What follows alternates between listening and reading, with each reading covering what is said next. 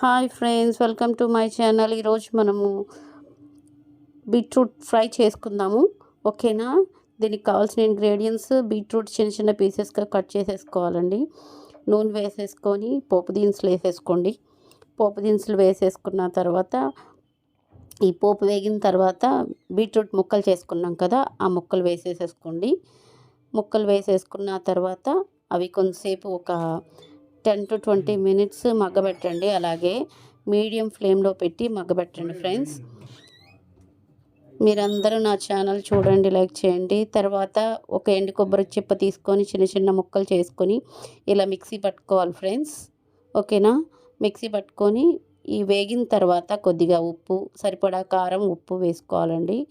అది వేసుకున్న తర్వాత మనం ఎండు కొబ్బరి మిక్సీ వేసుకున్నాం కదా, ఆ ఎండు కొబ్బరి మిక్సీ వేసుకున్న దీంట్లో వేసేసుకోవాలండి.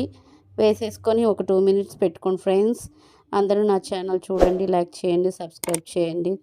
Thank you friends, thank you very much.